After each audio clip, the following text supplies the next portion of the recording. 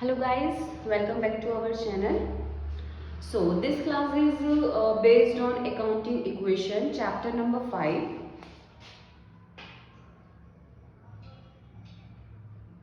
Chapter number 5. Chapter number 5 आपका accounting equations के ऊपर है.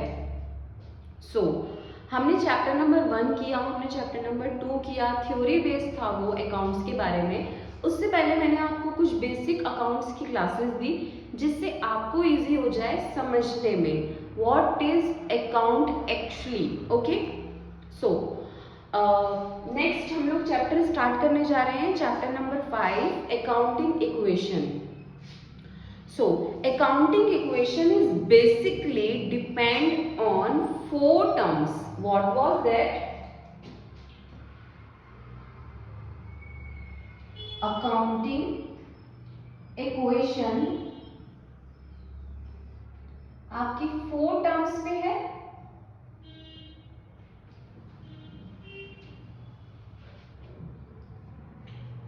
So let's start with number 1. Formula based question.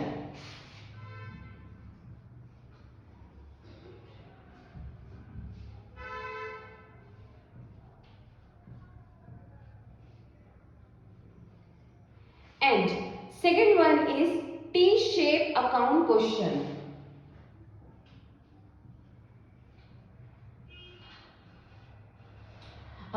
We can say that T-shape account, T-shapes questions.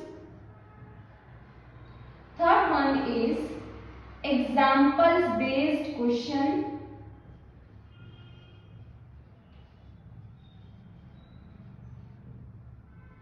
And last one आपका जो होता है वो होता है आपका equation based question.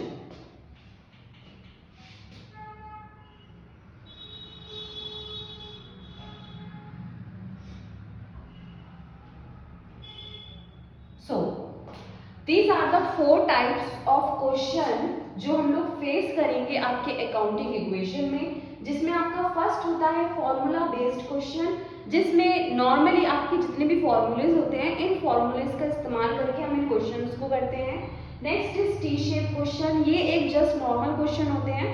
Third example based question, basically हम लोग एग्जाम्पल्स का इस्तेमाल करेंगे इसमें और इन क्वेश्चंस को सॉल्व करेंगे.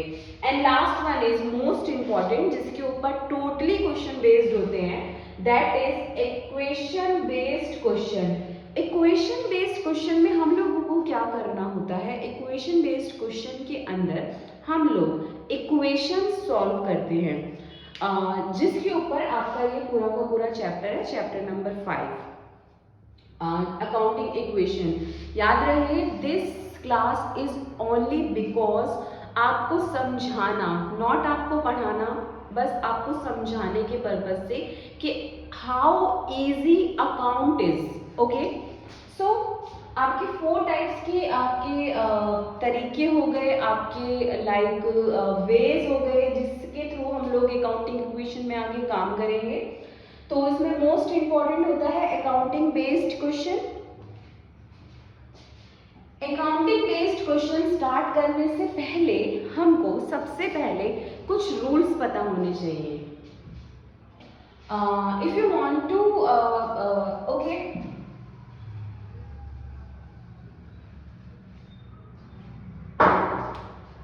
सो रूल्स क्या होते हैं.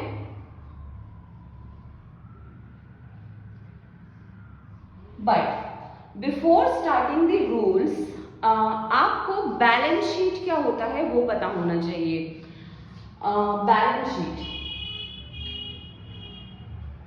बिकॉज बैलेंस शीट हम लोग यहाँ पर क्यों पढ़ रहे हैं, बैलेंस शीट हम लोग इसलिए पढ़ रहे हैं क्योंकि यहाँ पर इक्वेशंस आएंगी.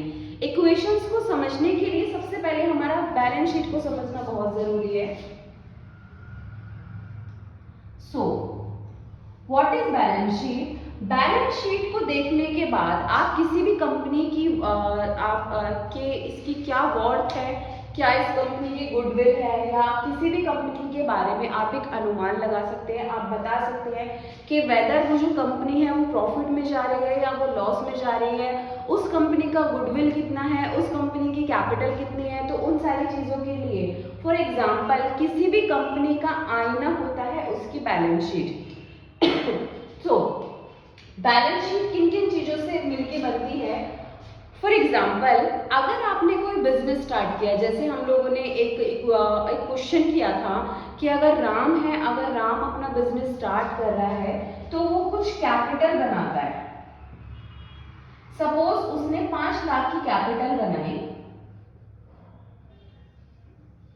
तो ये जो 5 लाख की कैपिटल थी वो उसने कैसे बनाई? वो कैश लेके आया होगा, वो सम फर्नीचर लेके आया होगा। तो अगर मुझे इसको उठा के बैलेंस शीट में दिखाना हो तो मैं किस तरीके से दिखाऊंगी?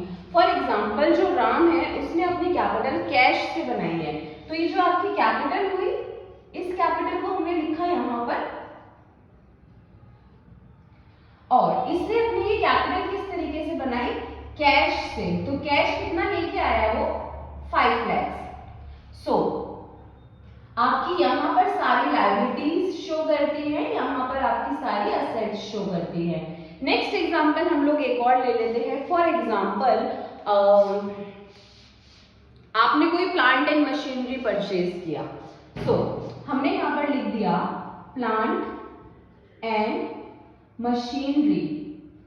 सो आपने ये प्लांट एंड मशीनरी परचेज किया जिसकी वैल्यू होगी अराउंड 2 लाख। सो ये आपने जो 2 लाख का प्लांट एंड मशीनरी है वो आपने किस तरीके से परचेज किया?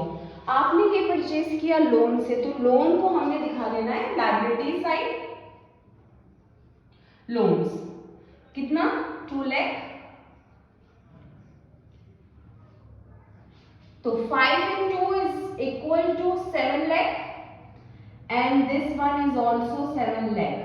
सो बैलेंस शीट का एक सिंपल रूल होता है कि जितने से भी आप लायबिलिटीज की आपकी जो भी अमाउंट होनी है वही अमाउंट आपकी असेट्स की होनी है। लाइक बैलेंस शीट खराब हो जाती है अगर आपके दोनों साइड इक्वल नहीं आ रहे हैं तो। सो आपने देखा कि ये बैलेंस शीट में असेट्स एंड लायबिलिटीज किस तरीके से बनी। कैपिटल क्या होता है, कैश क्या होता है। कैपिटल तब बनती है जब असेट्स अगर आप उसमें कुछ लगाते हैं, जब जाके आपकी कैपिटल बनती है। सो आई होप दिस, ये एक छोटा सा एग्जांपल है बस आप लोगों को समझाने के लिए। तो आई होप आपको ये थोड़ा सा समझ में आया होगा कि what actually balance sheet is. So हम लोग स्टार्ट करते हैं अब अपने रूल से।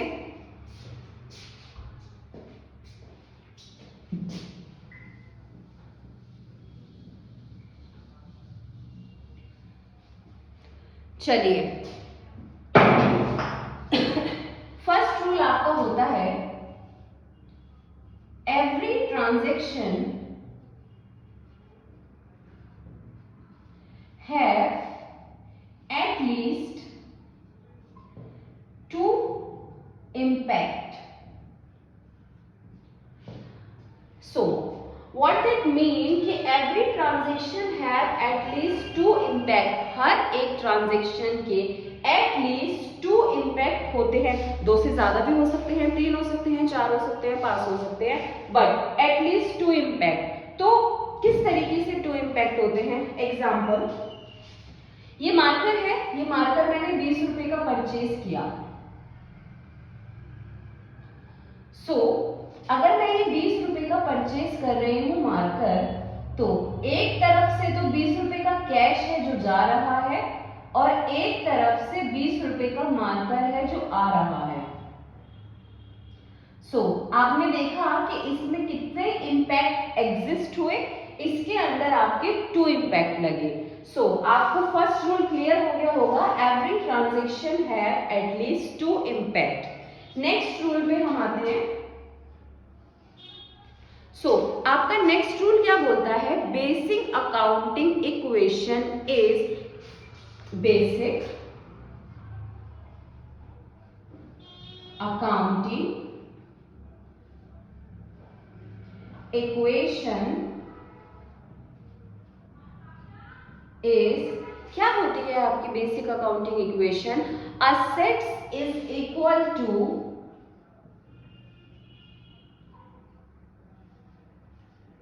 Capital, assets is equal to capital plus liabilities.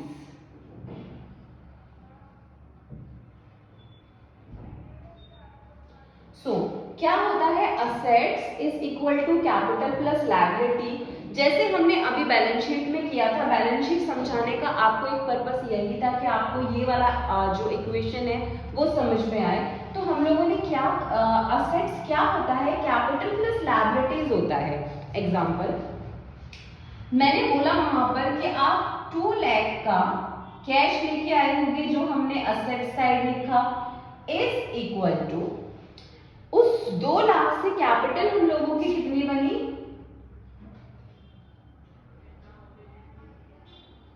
2 lakh plus आपकी लायबिलिटी कितनी हो गई,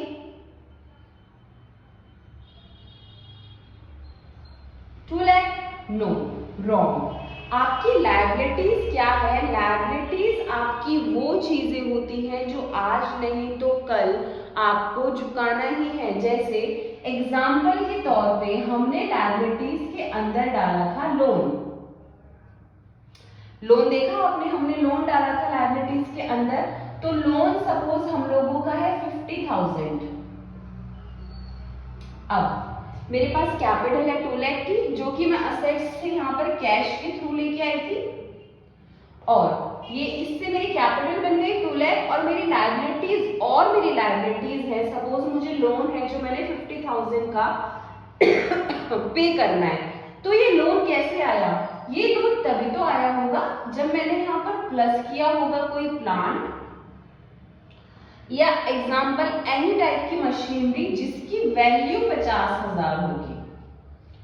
सो ये अमाउंट इज इक्वल टू ये अमाउंट, तो जो भी अमाउंट है is equal to this amount. तो आई होप आपको क्लियर हो what is assets is equal to capital plus liabilities.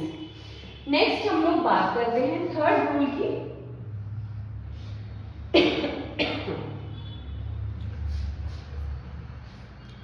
Third rule आपका होता है ऑल एक्सपेंसेस एंड लॉसेस हमारे जितने भी एक्सपेंसेस एंड लॉसेस होते हैं deduct from capital, they are deduct from capital. तो आपके जितने भी तरीके के एक्सपेंसेस होने वाले हैं, आपके जितने भी तरीके के लॉसेस होने वाले हैं, they all deduct from your capital. Capital क्या है हमारी, ये है, इसके अंदर से ही तो हम अपना जितना भी हमारा खर्चा होगा वो करेंगे। या सपोज इन केस अगर मुझे किसी भी तरीके का लॉस है वो मैं बियर कर रही हूँ, तो उस लॉस को मैं किस तरीके से भरपाई होगी उस लॉस की, उसी से होती है जितने पैसे लगा के हम अपनी कैपिटल बनाते हैं। नेक्स्ट इसके अंदर से आपका आता है all income and gain,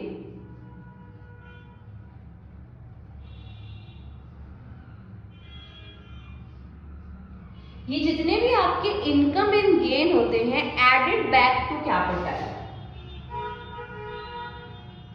added back to capital.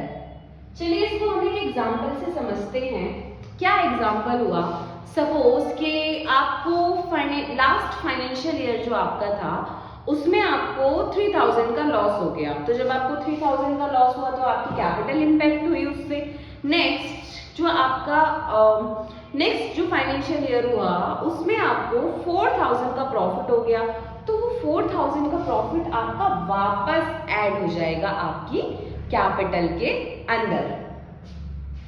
Next हम लोग बात करते हैं आपके जो रूल नंबर 4 है उसमें हम लोग बात करते हैं क्या होता है, adjustment in capital will be made from current accounting financial year. What, adjustment,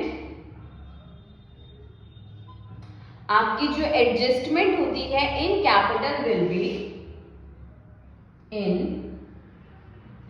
capital will be, जो भी आपकी एडजस्टमेंट होती है आपकी कैपिटल में, will be made from current accounting, will be made from current accounting year only.